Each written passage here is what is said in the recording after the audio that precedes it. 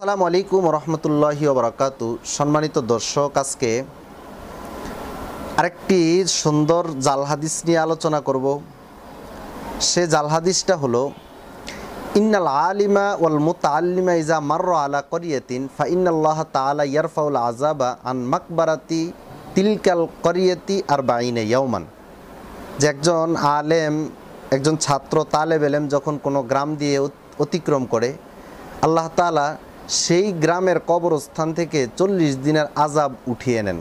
মানে 40 দিনের আযাব, কবরের আযাব মাফ করে দেন। সহজ কথা, একজন ছাত্র অথবা আলেম যদি এলাকা দিয়ে হেঁটেও যায়, সেই এলাকার কবরস্থানের 40 দিনের আযাব, কবরের আযাব মাফ হয়ে যায়। আপনি চিন্তা করেন, একটা এলাকায় গিয়ে যদি এই কথাটা বলা হয়, তাহলে সুবহানাল্লাহটা কি পরিমাণ জোরে আসবে, যে একজন আলেম ছাত্রের এই পরিমাণ মর্যাদা।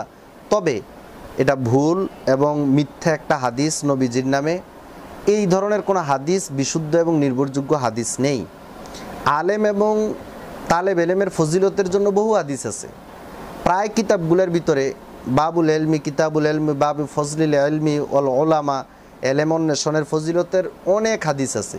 তো এই যে প্রসিদ্ধ হাদিসটা, এটা নেই, এটা ভুল হাদিস, এটা মিথ্যা হাদিস। আল্লামা সুয়ুতি রহমতুল্লাহ আলাই এটাকে বলছেন লা আসলা লাহু, এর কোনো ভিত্তি নেই। আল মাসনুয়ের ভিতরে আছে 65 নম্বর হাদিস, কাশফুল খফার ভিতরে আছে 1 নম্বর খণ্ড 221 নম্বর, আল মৌজুআতুল কুবরার ভিতরে আছে 42 নম্বর হাদিস, আল লুল মারসুয়ের ভিতরে আছে।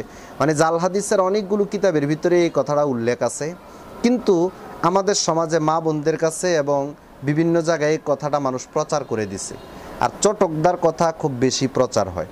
আলেম এবং ছাত্রদের তালেব এলেমের ফজিলত বোঝানোর জন্য সে হেঁটে গেলে 40 দিনের কবরের আযাব মাফ হয়ে যায়, এমন মিথ্যা হাদিস বলার কোনো প্রয়োজন নাই। এবং এটা বলে কাকে খুশি করতে যাবে? সে তো আল্লাহ রসুলের খুশির জন্যই কোনো দিনই ওয়াজ করে। তো যদি না জেনে বলে থাকে, সেটার একটা হয়তো ব্যাখ্যা হতে পারে ভুল হয়ে গেছে। কারণ জানবে না কেন? একটা কিছু বলতে হলে যাচাই করে বলতে হয়। একটা টমেটো কিনতে গেলে উল্টায় পাল্টায় দেখে, একটা ফল কিনতে গেলে দেখে এটা নষ্ট কিনা। একটা হাদিস বলতে গেলে বুঝি এতটুকু যাচাই করা যায় না যে এটা হাদিসটা বিশুদ্ধ কি বিশুদ্ধ না। এই হাদিসটা আলেম ওলামাদের ফজিলতের ব্যাপারে বলাটা অন্যায় এবং খেয়ানত, এলমি খেয়ানত। আল্লাহ তাআলা আমাদের এই ভুল ভ্রান্তি থেকে আমাদের হেফাজত